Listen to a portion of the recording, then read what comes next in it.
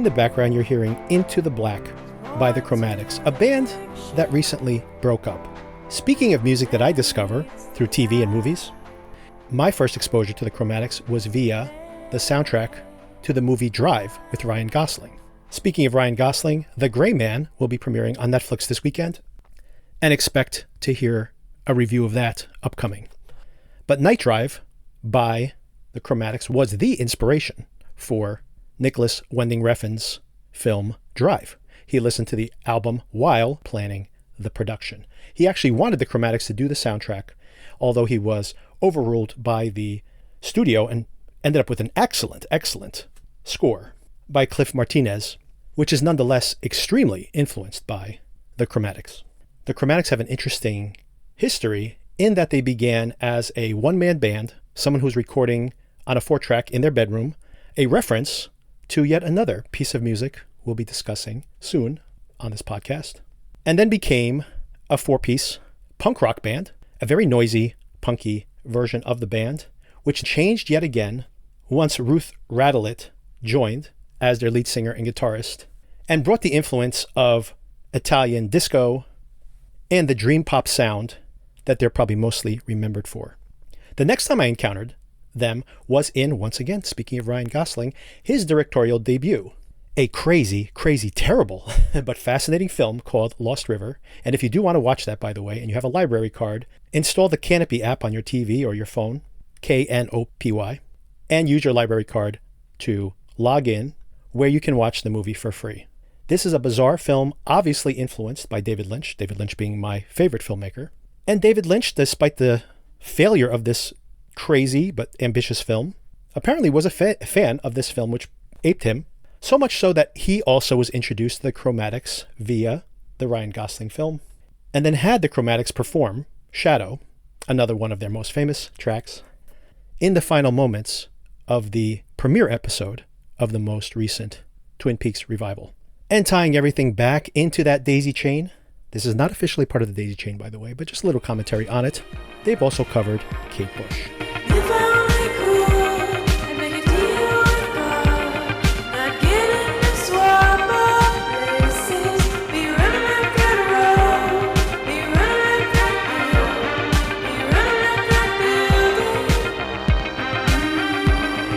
So that's the artist I wanted to point out a little bit. A very cinematic act, which unfortunately just broke up recently, but I'm sure they'll have more interesting things to do in the future, that are all over soundtracks. If you look at their soundtrack listings, this very cult, very underground band that has rarely had any kind of mainstream success, maybe in a TV commercial here and there, has been used hundreds of times across different movies and TV episodes. And it's easy to hear why. And it's just great music to drive to.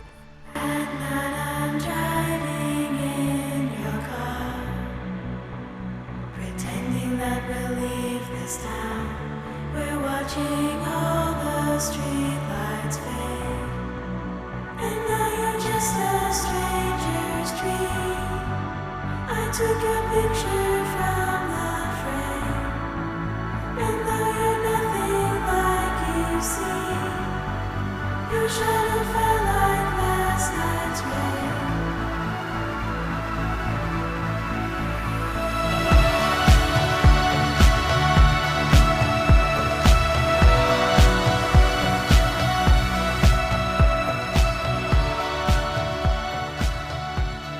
So that's our musical moment. I'm trying to include more musical content here on the show. Another passion of mine and something that I don't get to invest as much time in anymore. So hopefully all of you are enjoying that additional content. As far as this daisy chain of histories and songs that we've been building, I do plan to have a Spotify playlist with all those songs in there, as well as a YouTube playlist on our YouTube channel. And believe it or not, we actually have a Twitter account, we have a Facebook account, we have a YouTube channel, but pretty much untended at this point. And I do plan to roll out some additional features there via social media, so you can interact there if you'd like to as well, or at least investigate some of that content. In today's episode, at the top of the episode, a spoiler-free and relatively brief review of Nope, the new Jordan Peele film.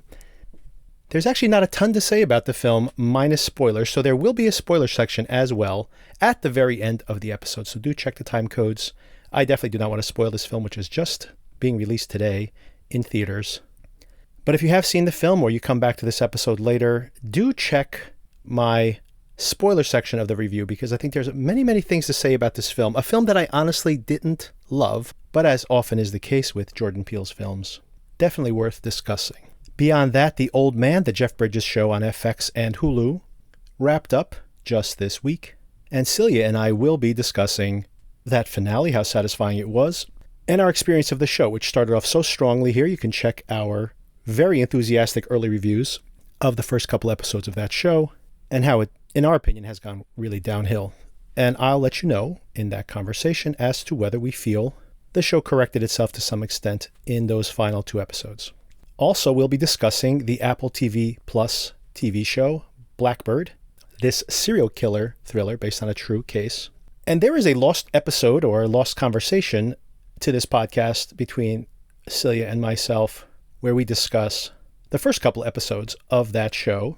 And we were enthusiastic about it, but it was hard to get a read on that show early on. But I think now is finally the time, with just 2 episodes to go, to have a discussion about this, because I found this week's episode really a great point for audiences to jump on board of this TV show, because I think finally the show got to delve into the really fascinating psychology, really, I think, the potential that was there with this material. Once again, check the show notes if you want to just listen to some of that content. If you do decide to come back later and listen to the spoiler section of Nope after you've seen the film, it is at the end of this episode. As always, if you'd like to support the show, give us a 5-star rating on your podcatcher of choice. With a simple tap on Apple Podcasts, for example, you increase our profile and help other listeners discover us. Send us your feedback at any time. needsomeIntroduction@gmail.com. And as I mentioned, you'll see more social media activity. I'll make sure to announce them as we add supplemental content out there on those different channels. And of course, via social media or just word of mouth, please do recommend us to your friends and family if you think they'll appreciate the conversation. On the podcast next week, another recap episode of Better Call Saul. We've picked up a lot of listeners now that Saul is approaching its finale. Walter White and Jesse Pinkman are rumored to be back on this very episode, this upcoming episode of Better Call Saul. You'll get our reactions, Sona and I, of that episode on Tuesday. Of course, catch up on our previous conversations. We have recaps of this entire current season of Better Call Saul, if you're catching up on it now. Check the feed for all of those. There will be another musical segment there where we continue this daisy chain of musical artists as well. And for next week's weekend episode, it's actually a quiet weekend, which is going to be followed by a very noisy weekend. Many things coming out the following weekend. Too many to cover, honestly. So for next weekend's show, it's possible that my sister and I will be having a conversation about Station 11, a show that was kind of overlooked last year and now is getting a lot of attention via the Emmy nominations and critics lists. And we have both caught up on it relatively recently. The Gray Man, the new Ryan Gosling Netflix blockbuster, their most expensive production, from the Russo brothers, the directors of the Avengers films, the most recent Avengers films, was released this weekend, and I'll probably be catching up on it in the next few days. And my review will probably be there in that subsequent episode. So that's what you can look forward to.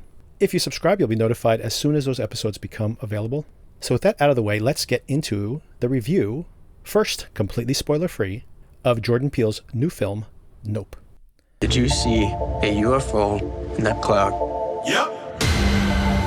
Nope. I ain't never seen nothing like this. No. Are you ready? Yep. Run! Oh, yeah. Nope. Nope. Hell no. Nope. So Jordan Peele emerged as one of the creators of the Key and Peele comedy team and had massive success there, one of the earlier comedians to really make their reputation via the sharing of their clips on YouTube and other platforms. As popular as that show was, the virality of a lot of those clips is really what put them on the map. And then they disbanded, and Jordan Peele has gone in the direction of becoming this writer, director, producer powerhouse. And one of the rare directors, like M. Night Shyamalan, even now, but obviously at his heyday, at his peak of his success, and maybe more notably Quentin Tarantino, in that the marquee name for all their projects is their own name. Quentin Tarantino, despite getting huge stars in all of his projects, is really the brand that is being sold on all his films. Another corollary that makes it very similar to both M. Night Shyamalan and Quentin Tarantino, one arguably a negative correlation, one a positive, is that he's one of the few filmmakers, and of course, once again, Tarantino comes directly to mind, that is actually having a conversation with the audience and with the critics. His next project is a direct conversation with the culture at large about the culture, but also about the previous film. Once again, something you rarely see. Most films are about themselves. An action thriller is about the characters within the action thriller primarily. And while there are many more serious filmmakers, like the Coen brothers to name one, where the film really doesn't make sense outside of the scope of its own thematics, what makes them different than these particular filmmakers, Tarantino and Peele in this case, is that the conversation is about the thematics of the film. It's not about a conversation with the viewer.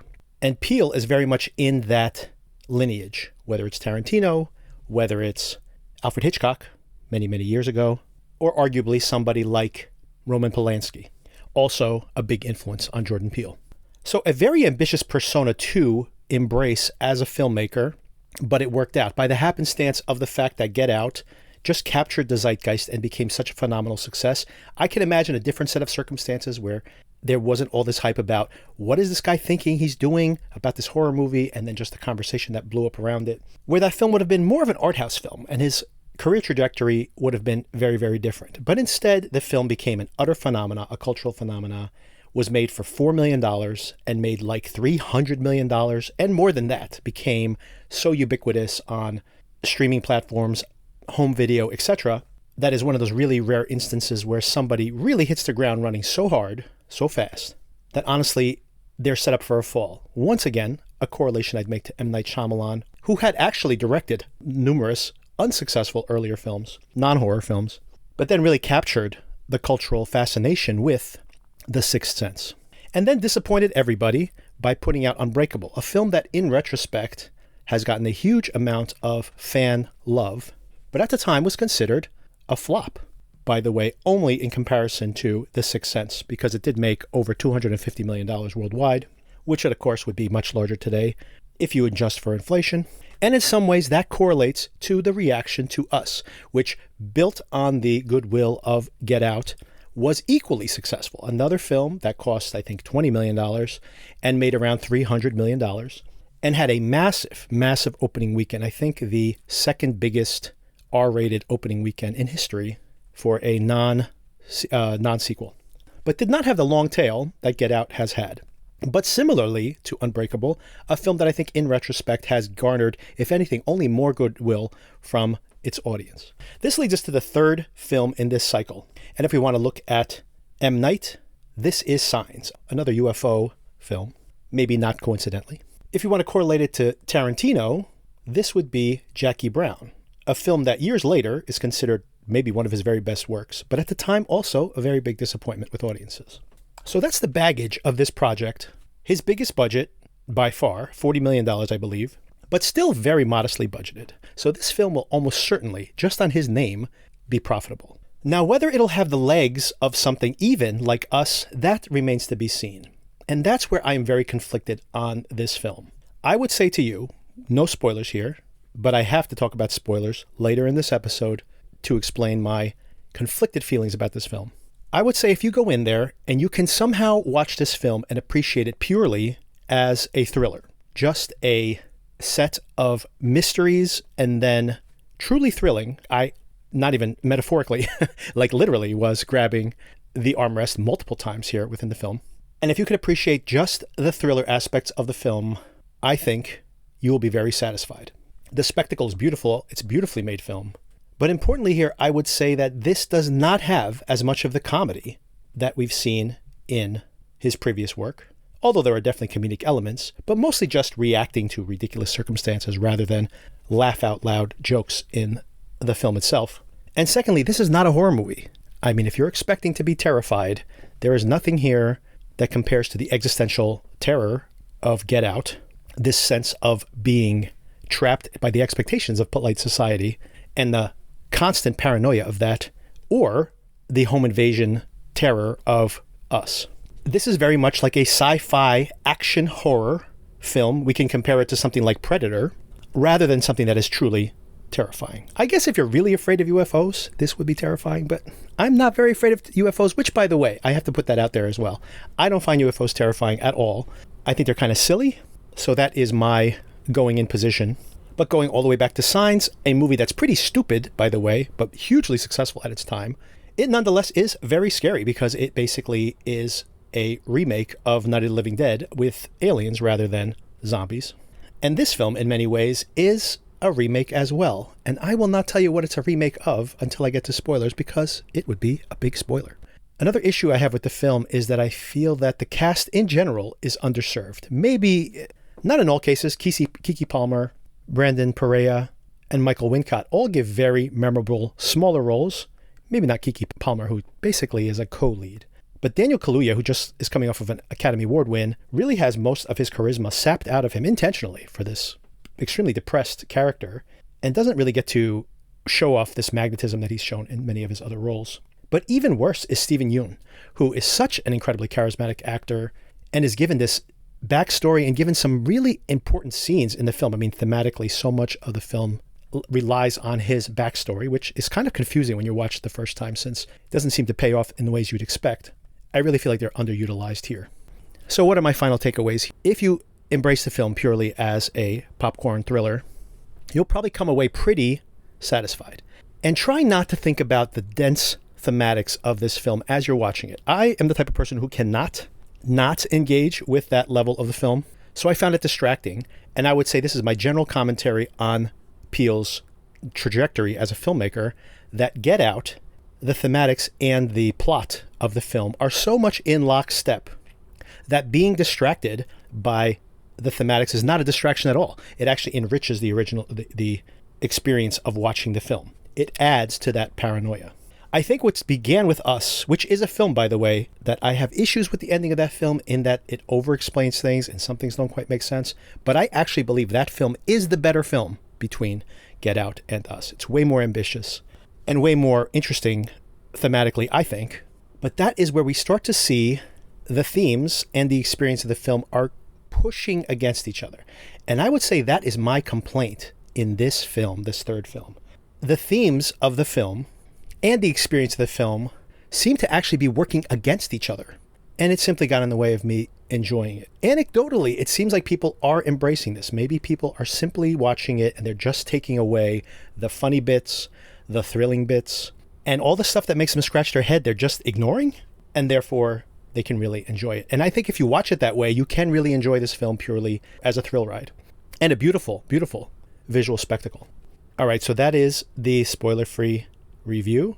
If you've liked Peele's previous films, I don't know if you would love this film, to be honest with you.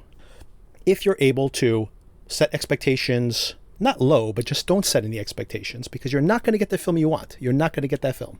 And just appreciate the most thrilling aspects of it. I think you'll be satisfied. If you think about it a lot, this film can feel like a very interesting failure, which honestly is kind of where I'm leaning.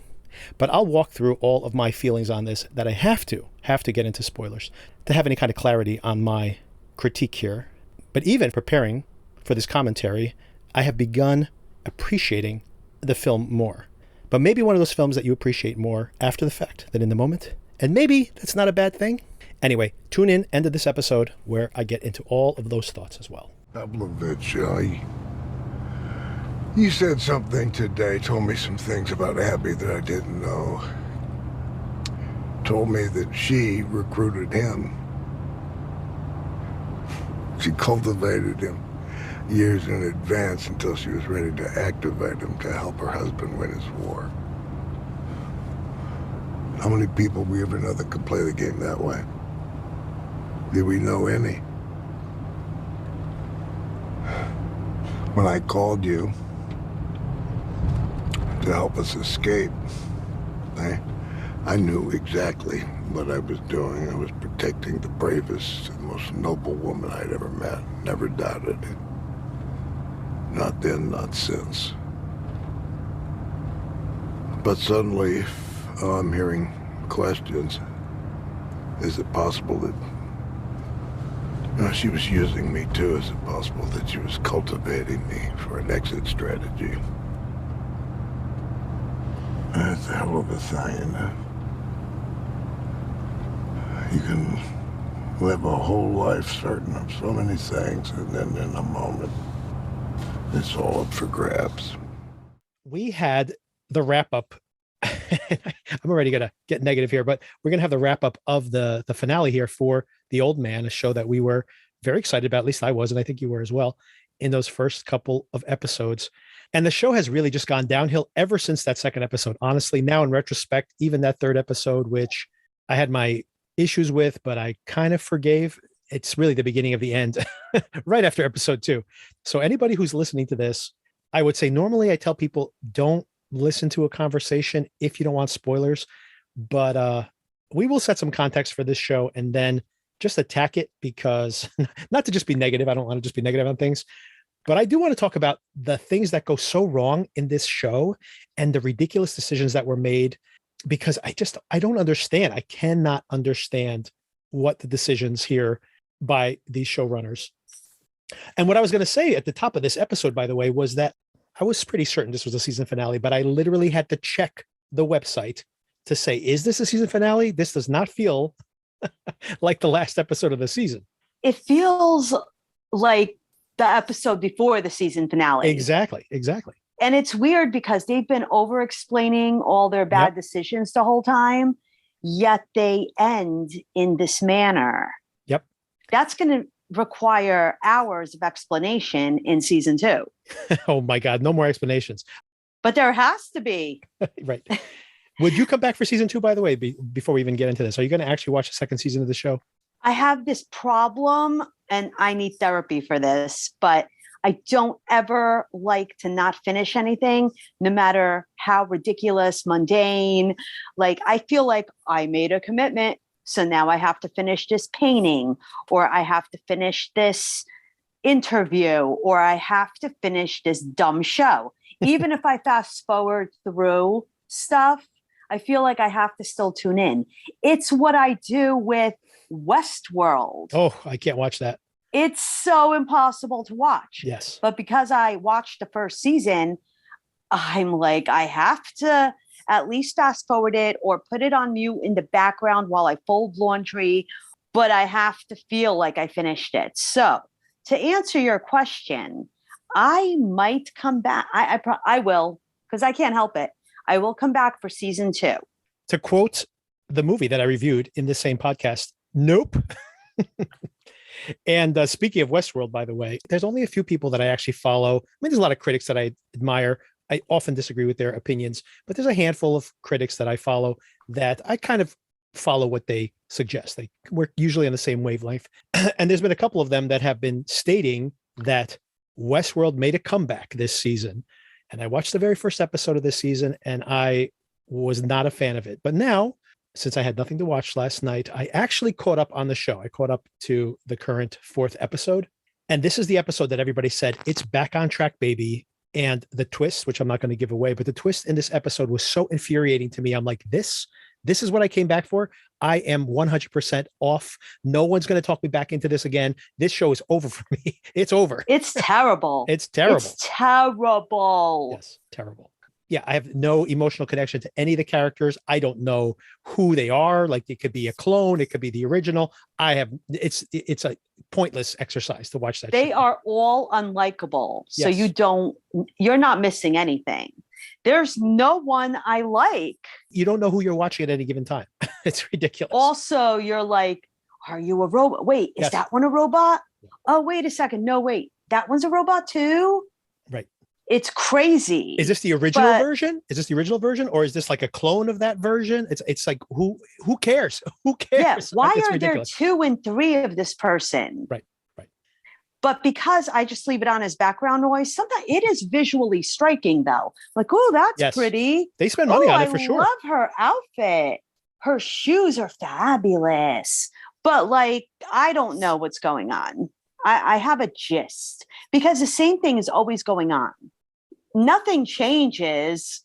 Yeah, terrible writing on that show. And speaking of which, I think all the problems in this particular episode of, or this season of The Old Man is just terrible writing. And I, in retrospect, feel like those first two episodes directed by John Watts, I've multiple times have called out the excellent directing there. I really feel like the reason those two episodes worked so well is that the director knew how to massage the material, even with all its weaknesses, for what it was worth. And nobody else running this show, touching the show since then, has had any idea how to work with these really terrible scripts. And I think that's the fundamental problem. These are terrible, terrible scripts.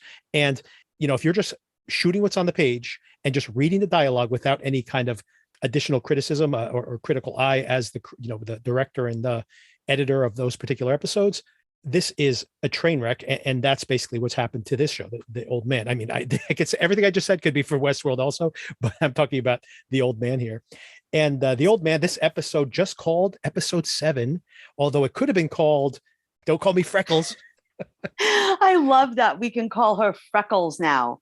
And Freckles is violent. Violent, yes. I have another alternate title, a better one, I think, which is My Three Dads. That's too much information.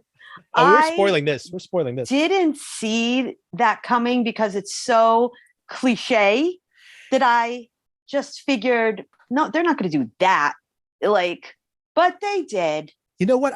I don't know if you remember, but in the very first conversation we had about the show, in those excellent episodes. Yeah, you worked out the timeline. And I specifically she can't be his exactly daughter. She'd have to be almost 40 years old. She'd have to be almost 40 years old. She'd have to be almost 10 years older than this actress is. And you could say, you know what? They didn't tell us that this is 2022 in the show. So you can say, well, maybe this show takes place 5-6 years ago. So maybe the math almost works.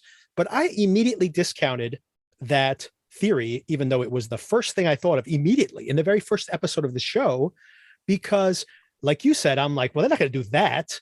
And for them to not only do that, but to make it like the stinger on the season. I'm like, this is the stinger on the season? This is what you came up with? It's so terrible because it's a completely different show in season 2. Yes. It will have to be about how she inherited all this sand. Really, that what Right. did she inherit? He had to terrorize her and kidnap her to then bring him there. I kept thinking, this is a horror movie about dementia. Yeah. And he's sitting there. Does she know? I have so many questions, which I'm telling you, the first episode of season 2 is going to be like a million rants to explain all the questions we have because of this twist. Let's use that as a way to segue into the kind of table setting here for those people who haven't watched the entire season. But the amazing thing that's happened to the show, the stakes have changed so fundamentally, but in a horrible way. The beginning of the show is, like you said, about this guy. I made the joke that this is like Rambo, a sequel to Rambo 3, like 30 years later, that this guy is potentially this loner, this guy who burned all his bridges on Jeff Bridges, pun intended, I guess, is basically out on his own with his dogs. These dogs trained to protect him. And what an awesome man on the run, spy thriller type concoction. Here's a guy with no resources who has just his wits and his experience and these two awesome dogs to defend himself against all of the possible obstacles, an entire government coming at him, right? What an awesome, awesome idea. And then what we find out in episode 3 is that all of a sudden we introduce this, or I guess it happens right in episode 2, but then it escalated in episode 3, where Zoe, this love interest, comes into the show. And we got to talk about that in this particular episode. But then they bring her in. But it's funny. Then we find out his daughter is working within the FBI. And then he knows, by the way, this is just terrible, lazy writing. He knows obviously what her real identity is and lets her get on that plane and go right into the lion's den. Why? I don't know, because he's like, she's my daughter too. She's my daughter. I loved her. I was there for her, listening to all her problems, and all this crazy stuff is happening. And he's like, no, she's my daughter. She's not your daughter. And it's that problem of telling us and not showing us that we're supposed to believe all that intimacy he has with the John Lithgow character and her, between the two of them, is just purely him saying it. He's just him stating it. We have seen nothing of their background. We don't see a flashback to her helping him deal with the death of his son. And I just thought she was his like employee. yeah, exactly. And he liked her more than other employees, possibly, the way teachers' pets are, because he saw something in her that was, kind of genius or something else familiar, but didn't know what it could be. But no. So let's talk about, so the only thing that works in this show, by the way, and it's fundamentally broken anyway, because John Lithgow's character has to be incredibly intelligent and then also incredibly stupid when conveniently it needs to be. We also have the problem that you set up this guy to be this lone wolf who has evaded capture for decades, just using his wits, to actually be this billionaire. We still don't know how he got so rich and have all this power and all these resources, and then doesn't rely on any of them. When he is in danger here, he's like relying on the government to bail him out, the people he's been running away from this whole entire time. So they introduced this whole backstory for him, this Bruce Wayne persona he has for no reason at all. But let's talk about all that ridiculousness and say that as bad as that is, it's some skeleton of a decent show, and talk about the utter disaster that is the way these female characters are. First of all, the daughter. And that's not even the worst. Freckles. You mean Freckles? But first of all, the daughter who, like, you call her Freckles and she loses her mind and somehow has become the teacher's pet. Not only the teacher's pet, closer to him than a daughter. Like physically assaults them. It doesn't get her kicked out. It gets her promoted. Think about that. Because they admire Freckles. So like, I would be so calling her Freckles just to see her twitch. But even beyond that, just think about the craziness of, first of all, Jeff Bridges allowing her to get on that plane, knowing what's going to happen to her, and then keeping that all under wraps until when. And then just think about the stupidity of that logistics. At any time, Hamzad could have had her, like the second that plane landed, and it's just her and John Lithgow on the tarmac, they could have abducted her, taken her in. Oh, no. But he also wanted to get Jeff Bridges. All he had to do is pick up the phone and say, I have your daughter. Come here now. And he would have gone there, period. There's no reason for all of this episode to exist. It's insane how stupidly written all the actions in this show are. It's insanity. It's really bad. The wife says the dumbest things to her dictator husband. Yes. Like the most ridiculous stuff. She's just like, you don't need to know. I can't tell you. There's this crazy thing. She's like, I'm ruthless and you are short-sighted. Like, I imagine futures. I'm your yin, I'm your yang. Like, whenever you're bad, I'm good. When you're kind, I'm ruthless. Yeah, it's so bad. And then she tries to convince him, because he knows something's up, that she is holding back information, as she always had throughout this entire time they've been together. She lets him know this, like right now, because it's for his own good. And he's like, tell me right now. And speaking of just terrible writing, what's nuts is there is that reveal. There's that moment in episode 4, whenever it was, where she says all of these exact things to the Jeff Bridges character when he's younger, right? And she says, he can't get this much power this early. And I've been manipulating them, and I've been doing this, and I've been doing that. This show does not trust the audience for a second. Instead of having some ellipsis where you just see him yelling at her, I can't believe you did this to me. You betrayed me. They literally have her say the exact same dialogue to him. It's just like, yes, we heard all this like 2 episodes ago. Why are we doing this again? It's insanity. For half an hour. It's a really long sequence. Exactly. Yes. But the whole thing is annoying, because in this episode, she's just like, trust me. Mm-hmm. And they are staring at each other like they're in a play or something, calmly just saying stuff like, wait till morning, maybe you'll feel differently. This is not a normal reaction. This is not what a leader of a country would do if he found out his wife was doing all this stuff behind his back, somehow navigating and manipulating his empire with other empires. This is a really big deal. And they're like, let's talk about it again in the morning. And they're just so calm about it. None of this makes sense. And she sounds like a narcissist. Yeah. The way she believes that she has the power and can manipulate the world into her vision and it's crazy. It's so narcissistic. Yep. And then Jeff Bridges falls in love with her. She's gaslighting everybody around her like a witch or something.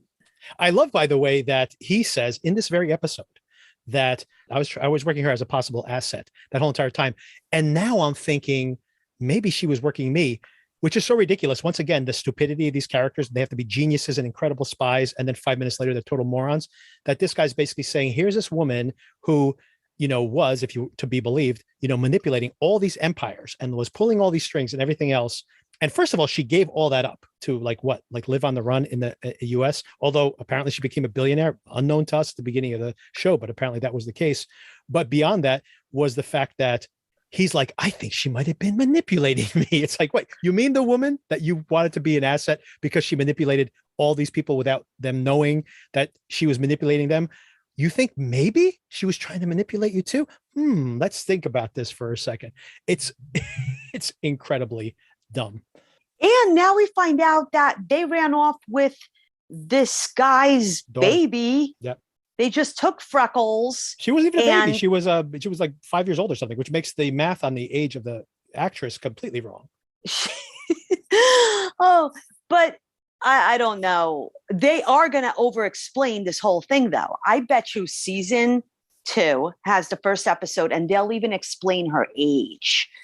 I do like that the little baby actress has like a zillion freckles. Yes. And in my head, I was thinking, did they find this kid who happens to have the same face as this other girl who is her older version? Or did they have a makeup artist come in? It might be makeup, or it might be special effects. Who knows?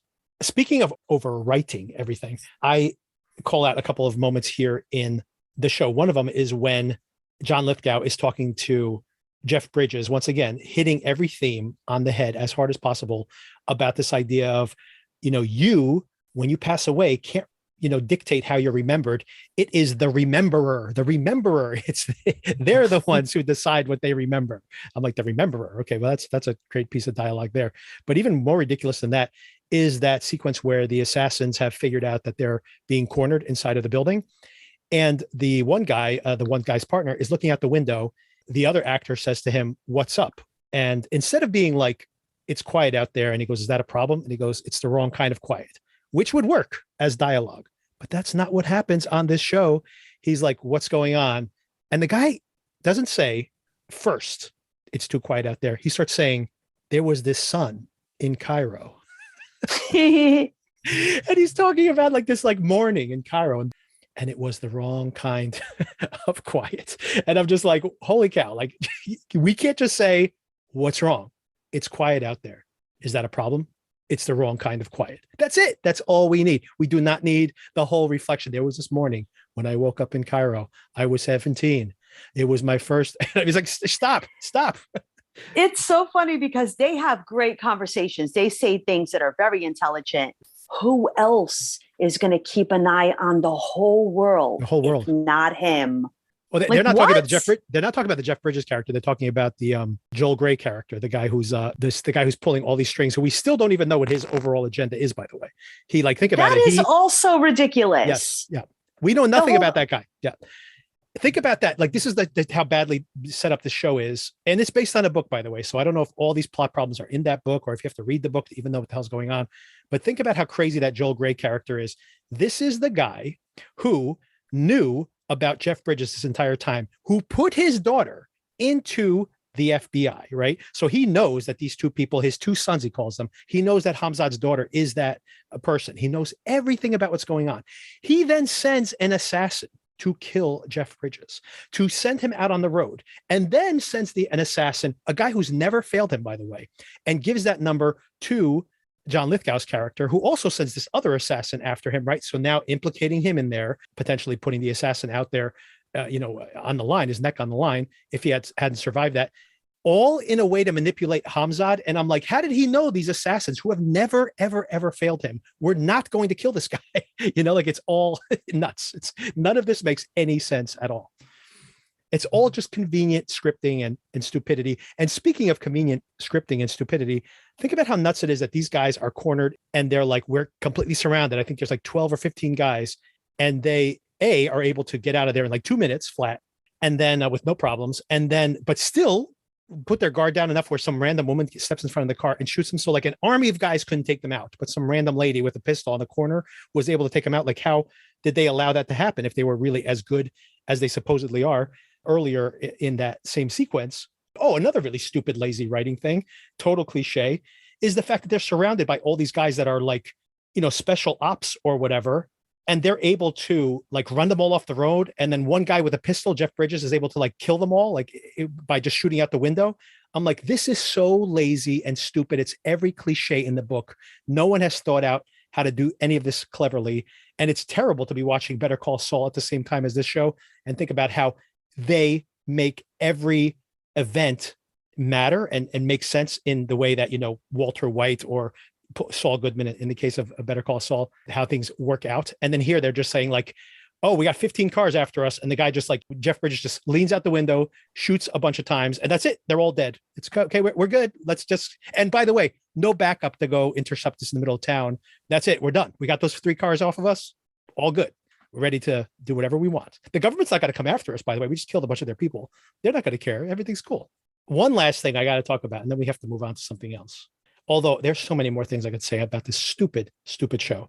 We haven't even talked about Zoe. The thing that has been driving me the most crazy about this whole entire show is introducing the Zoe character and making her. But we don't know what's up with her. She's no longer there.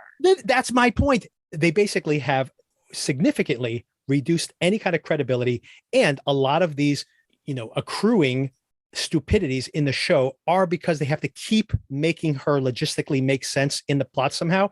And then they get rid of her. They dispose of her before the finale. She just goes, okay, see you later. And I'm like, why was she here in the first place? Like, this is nuts. Like, what was the point? There was no point. That's so funny. If they want to bring her back next season, you could have left her at the Airbnb, could have left her in Los Angeles. What the hell are they even doing? Like, this is nuts how bad this is. It's crazy. Speaking of Better Call Saul, though, I want to throw this in there really quickly. This very week. Don't tell me anything. Oh, no, not a spoiler. I was saying that I was listening to an interview with Peter Gould, who's the showrunner and the head writer. And this is something that often is said, is that a show or a movie is written 3 times. Once it's written on the page. The second time you write it is when you're actually shooting it, right? Because you're making decisions. And the third time you write it is when you're editing. And what he said, which I thought was really interesting, especially in lieu of watching this show, is that he says, oftentimes when you're editing, what you end up doing is cutting out your own dialogue because the actors are doing such a good job. They don't need all those words. And this is something that all of the people who are work on this show should have paid attention to, that because there are so many words, so many pieces of dialogue that are completely unnecessary, completely redundant. They should have cut much of it out. It's nuts. It's really crazy.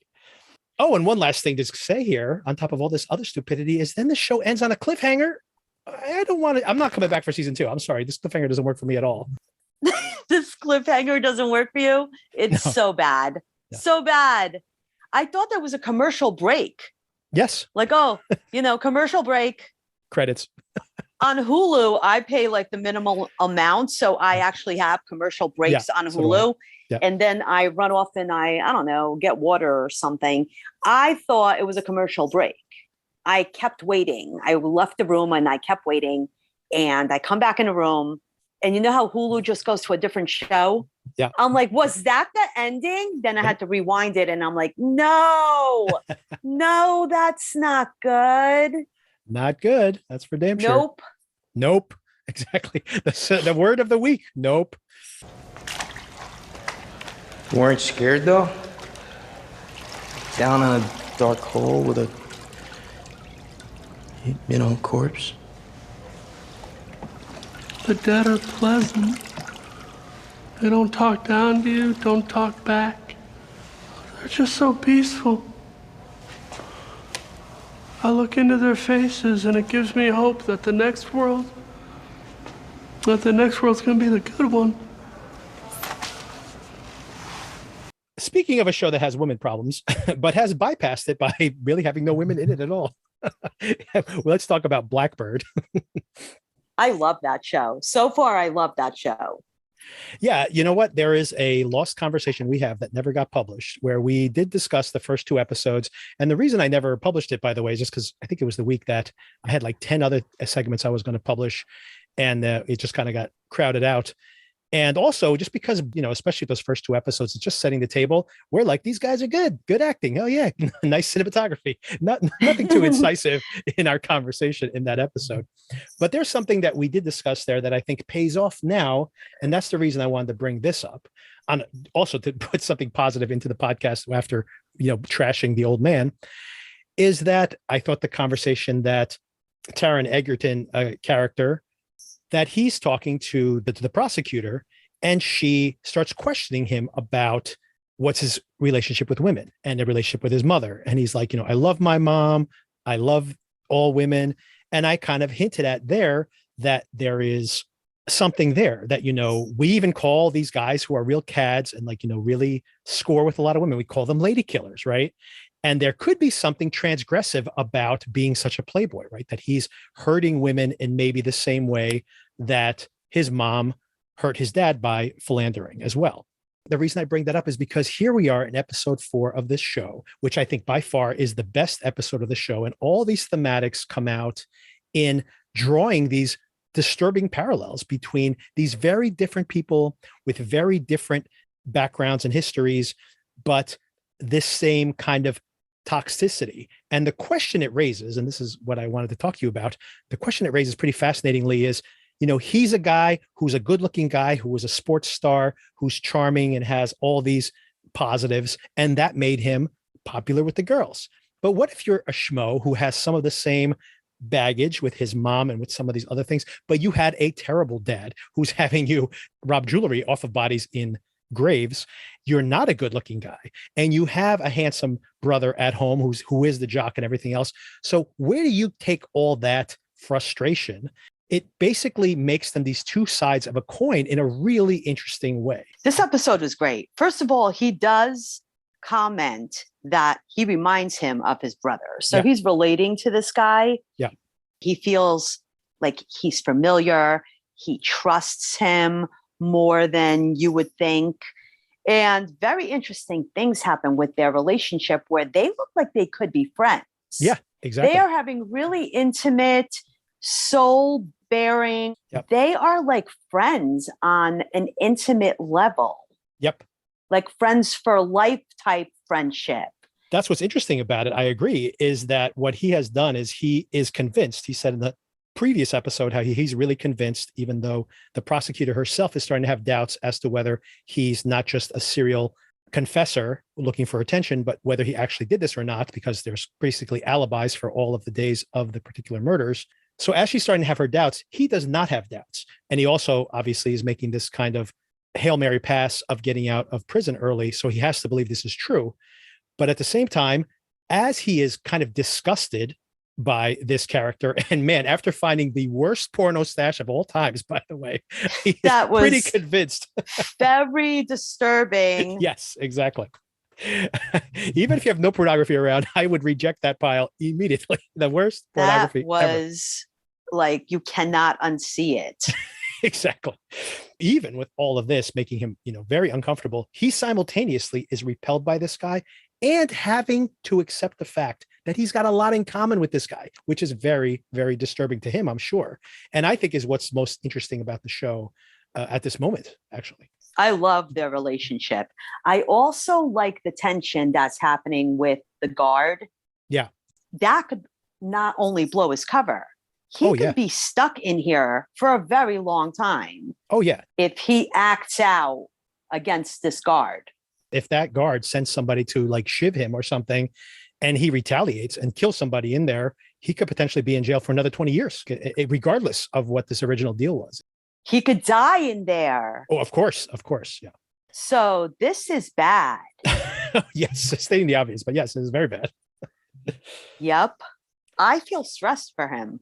Yeah. So his new best friend, I think my prediction is his new best friend is going to wreak havoc on this guard. So I'm kind of excited for that to happen. I know it's cliche. I see it coming, but I still want to see it. All the relationships that are happening are very creepy, by the way. Yeah. I am creeped out. The tone of this series is it's creepy all the way through. And I'm a fan of that. I like creepy, dread, yeah, everything. I have not done any of the Wikipedia research on this case because I intentionally don't want to spoil anything that turns out. But it's pretty funny that I think I'd say for the first 3 episodes, or at least the first 2.5 episodes, they explicitly make us believe that this guy probably is a serial confessor and is not an actual killer. But I think pretty clearly, once again, with that disturbing porno stash, that this guy is a killer, right? I've always thought he was a killer. I mean, I assumed that too, because I mean, would you really make a show if it wasn't the case? That'd be pretty boring to be like, and then it turns out this guy was just a serial confessor and he was exonerated and now he works at a library near you. That would not be a very interesting show. So I did assume that eventually things were going to turn dark.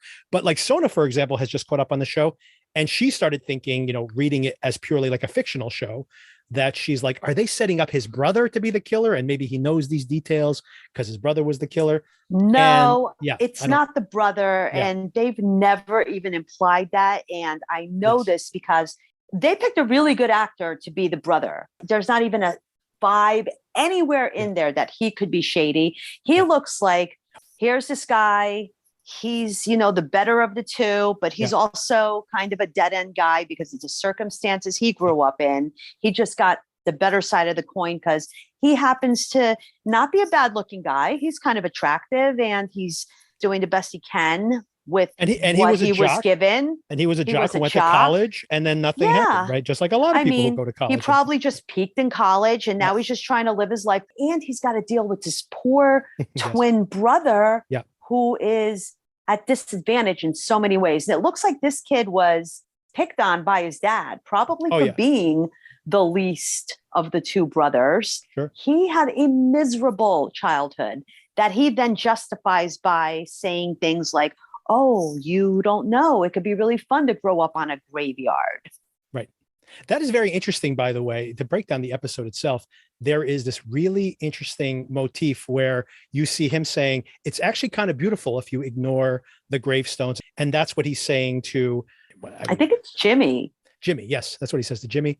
That's the version of reality saying, but then when we see the actual flashbacks, it's not what he projects. And similarly, Jimmy does the exact same thing. Jimmy's talking about his dad came home from work, still played football with him, worked hard, yada, yada, yada. And we see that part of memory, but we also see his dad walking out and not coming back, like week after week, month after month, not coming back. His mom being like, out all the time, running the bar, and then probably philandering also. He did not have the version of his childhood that he projects either. So once again, drawing all these parallels between the two of them, it's really interesting stuff. Both of their childhoods were so deeply disturbing because even though Jimmy had his parents around, they did a really good job of having him sitting at the window, looking out into the empty driveway, worrying. His dad was a cop. Yep.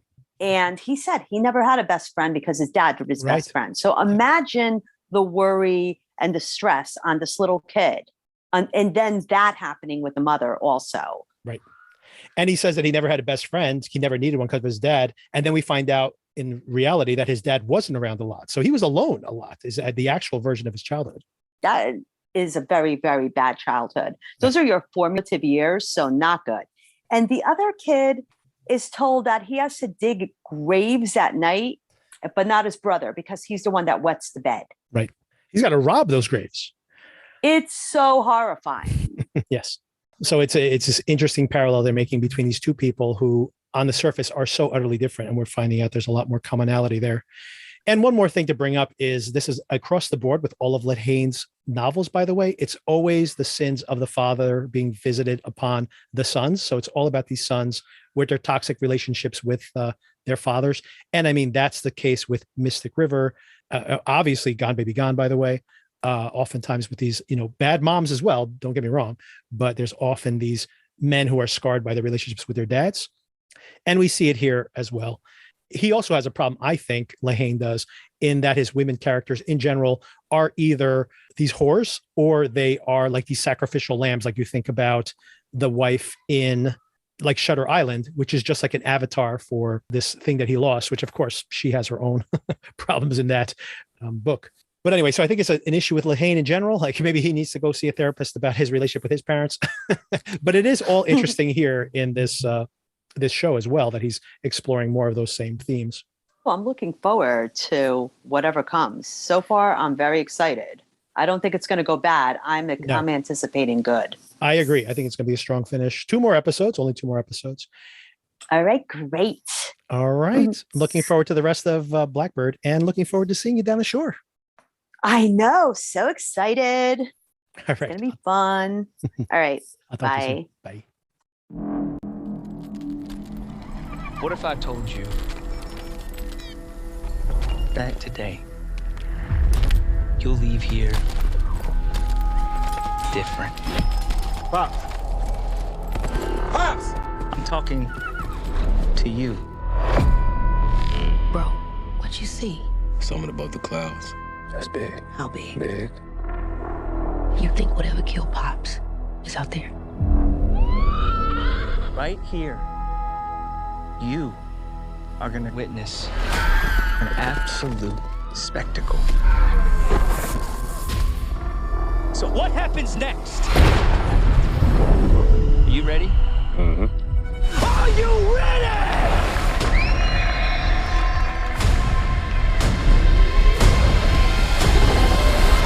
Here we go. So once again, this is full spoilers for Nope.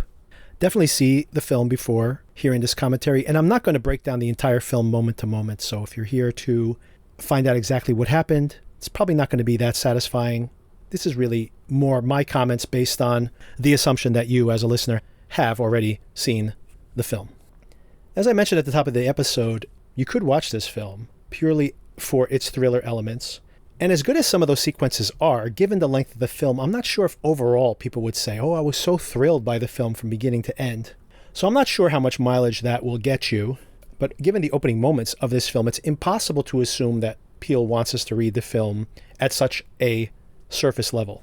First of all, the film opens with a quote from the Bible from a prophet I didn't even know about until seeing this quote. More importantly is the quote itself. It is, I will cast abominable filth at you, make you vile, make you a spectacle. And this prophet in the Bible, once again, something you would not know walking to the theater, such a oblique reference, even if you know the Bible, is in reference to the destruction of the city of Nineveh, yet another city demolished in the Bible by an angry God.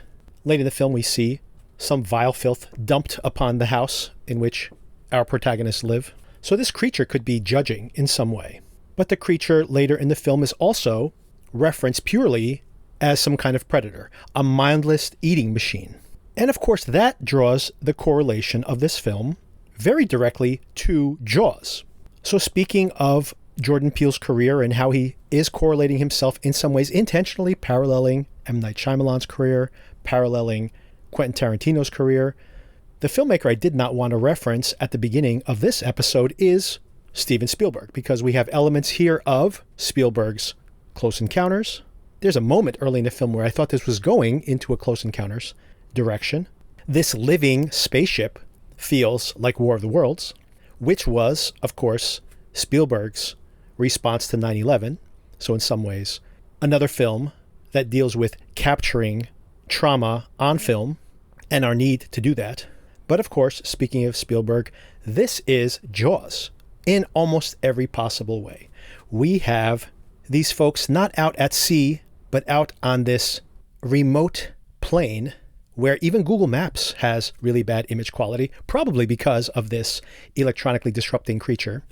We have these few people not on the boat, but trapped in this home. We have this early warning system of where the creature is, not of the buoys out at sea, but of these dancing inflatable men, comically. We have this eating machine not hiding beneath the surface of the water, but rather hiding in the clouds themselves, up above, and attacking the boat in the middle of the night, just like in Jaws, that boat being, of course, their family home, rather than the attack on the beach in Jaws, because of the venal mayor wanting to have the 4th of July festivities.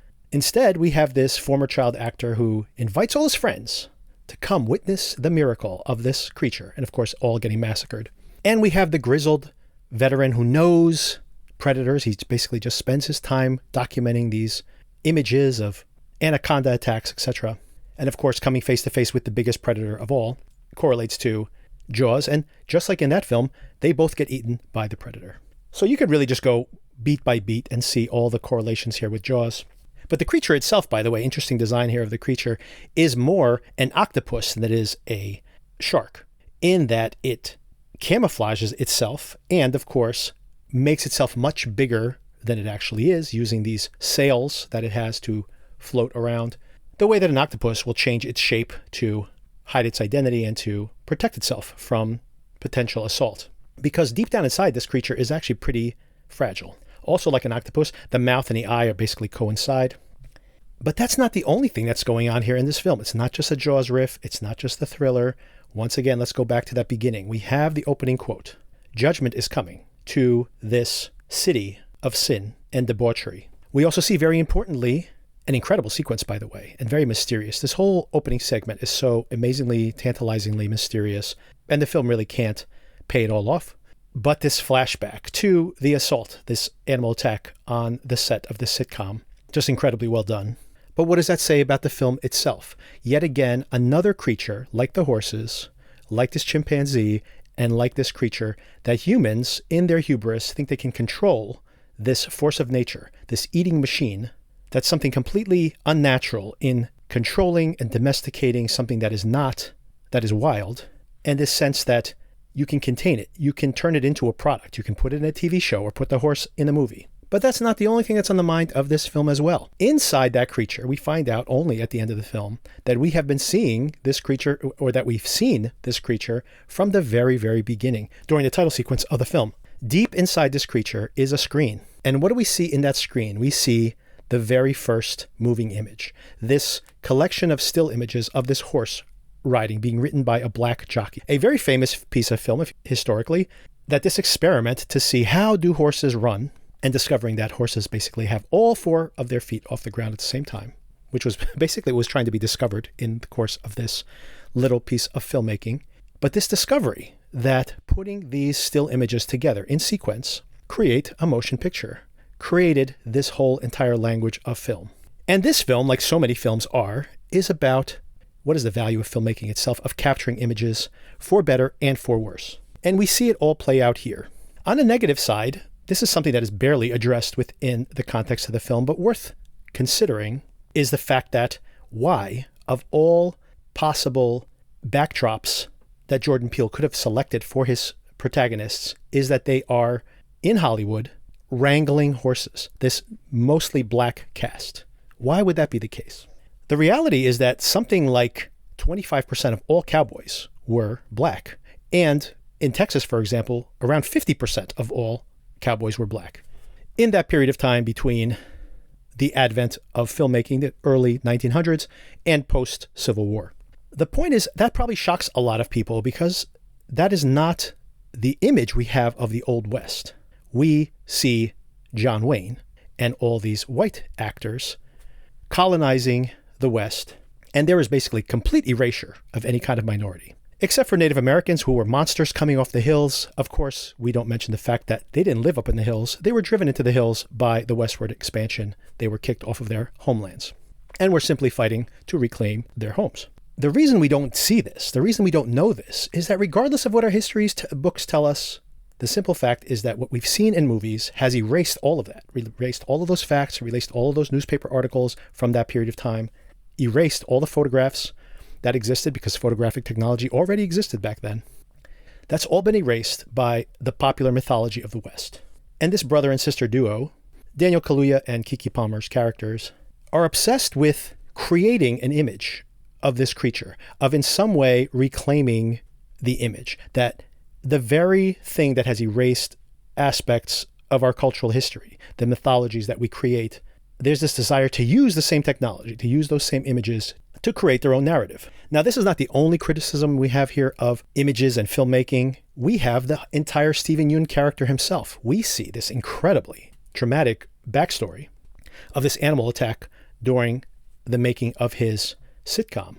And rather than this basically making him want to quit the business and basically never work in this town again. Instead, he uses this massacre as his one tenuous grasp at maintaining any amount of celebrity. Very telling, by the way, of how images distort our own memories of things. He is unable to describe what he witnessed on set. Instead, he talks about a skit on SNL, a comedic skit of the animal attack. That is a complete whitewashing of this utterly traumatic event we see in flashback. But he is not even able to relate to his own experience. He can only relate to it via this secondary image. And in some ways, he's incapable of processing his trauma because of the popular image of it. And everyone is addicted to this image, this video footage, this film footage of the creature that will make them famous, whether it is the grizzled old cinematographer who eventually is consumed by this very creature, or whether it is the TMZ motorcyclist that shows up very strangely, by the way. This sequence didn't work for me at all, but he shows up. Peele is definitely playing on our expectations here, bringing him in as some kind of Terminator from the future or something. And it turns out he's just TMZ. He's just a TMZ reporter who's trying to get that image first and is way more concerned with preserving his footage than he is with preserving his life. And that kind of goes across the board for everybody in this film. This obsession with creating an image and how that image itself has replaced the real world. Other riffs on that theme are the fact that needing real horses on sets is not necessary anymore because of CGI. So once again, the virtual replacing the real. We also see a scene where everybody except for Daniel Kaluuya in a room is wearing a VR headset because once again, being in a room together is not enough. You have to be in a virtual space together. So there has to be this added layer to our experience of reality if we want to experience reality at all. Now, the creature itself, interestingly, is recording images. If we are to take the opening segments there literally, it has this very first image, this very first moving image trapped inside of itself, as if this thing was birthed by that first moving image and has been collecting images ever since. If we think of it that way as a child that's been raised on too much media, a manifestation of some kind of all this media that it's consumed, and it does regurgitate, literally, the sounds and the things that it consumes, weaponizes them against those that seek to capture its images as well. Stephen Yeun's character even calls it the Watchers, assuming that it is little green men, not realizing that it's just one single creature in the sky. And of course, he's obsessed with being watched. He misses the limelight, his brief moment of fame on this hugely popular show, which of course was derailed by the tragedy there on set. So what happens when the watcher becomes watched? Does it attack? Does it turn on he who watches them? Of course, this raises questions of the whole photographing, the whole obsession with surveillance as entertainment. So, for example, on the shows like Cops. And of course, in more recent times, the reversal of that, when we suddenly all have cameras on our bodies, we, as individuals, have the power of surveilling the surveillors. But that's a double-edged sword in this film as well. It can be empowering. If we can capture that image, we can reveal what the watchers are actually up to. But obsessing on that image as a commodity can be toxic as well. If we read this as this metaphor for the toxicity of chasing after the attention of the viewer, we have Kaluuya's character at one point specifically saying we need to feed it. And as long as it's fed, it's content and stays relatively out of the way. But this attention creature, this viewer, needs to be fed, and it's voracious. The more it eats, the more it wants to eat. But pursuing it leads to death and destruction, and it'll turn on you. It will spew vileness at you, and it'll destroy you. It'll consume you and literally kill you, as fame often does and has many times before. So there's the empowerment of chasing this imagery, and then there is that toxicity of it as well. Cleverly, we do see that Keke Palmer has this way of creating these multiple still images that theoretically could be linked together into a potential moving image, these Polaroids, and this giant eye, another giant eye in the ground, taking these pictures and capturing the one final image of this creature before it gets blown up. Once again, the parallel to Jaws. We see the shark exploding at the end of that film. We see this creature exploding at the end of this film. And we have this high noon motif. Not only do we have this galloping chase at the end of the film, The stakes, the crazy, strange stakes of this film that has life and death stakes, the real stakes, are to capture this image, which is the irony of it, that we risk our lives for, not for real things, but for just capturing an image of something because of what that thing might represent in the future or in history. Just once again, being able to own your own image, own your own narrative. Is that worth risking your life for? That's an open question here at the end of the film. And of course, Kiki gets to play the sheriff in the middle of town, the high noon face-off shootout, where she gets the shot, they don't call it a shot for nothing, and kills her opponent. Or at least, is it dead? I'm not sure. I would definitely go to see if it crashed down on, this is the sequel, but I would definitely go and see where it landed, where it crashes down based on that photographic image. And it seems like a lot of people probably got a view of it, considering all the police rolling up there at the end of the film. Maybe a scientific crew can go out there and see what remains of this thing. But that's another irony now. Getting the shot, making the shot, the shootout at high noon. So all these themes are dense and complex and interestingly developed here. I can imagine a whole class, just like there is a whole class, by the way, in UCLA on the film Get Out. There'll be a whole class on this film as well. And me discussing it here, me making these statements out loud and thinking them out, makes me appreciate the construction of the film, which, by the way, is extremely well constructed, beautifully photographed, these beautiful IMAX images of these landscapes and big open skies, the very interesting creature effects, these very tense action sequences, and just extremely disturbing imagery, specifically in that flashback to the chimpanzee attack on that sitcom set. And these themes of the erasure of Black history from the West, the empowerment of owning your own images, but the seductiveness of replacing history with those very images, this toxic need to draw the public eye, and the hubris of humans in being able to somehow contain something wild and put it in a little box and put a price tag on it and think that we can control it that way. Those themes don't seem like they would mesh, as interesting as they are. And honestly, they do not mesh. That's my opinion. They don't mesh. They work against each other. And it makes this a very tantalizing stew of ingredients. And yet, honestly, not that satisfying. All that being said, I would much rather have somebody swing for the fences and miss and give you a mixed bag, a film that fails at being as entertaining as it could be because it has way too much on its mind. I'll take that over some dumb, half thought out action film any day of the week. I just do hope that Peele, in his next project, is able to recapture the elegance of Get Out in finding a theme and a story that are so in line with each other that delving deeply into its themes only enriches the experience of watching it, rather than these two things feeling to bump against each other. So that's my, I was going to say final analysis, but there will probably be more analysis in the future on this film. There'll probably be much more to think about. I've only seen it once, and I just saw it recently. So there's much more to think about here, and maybe we will circle back to it once it's available on streaming. Maybe I'll have a roundtable of viewers come onto the show, and we can have a broader conversation about it.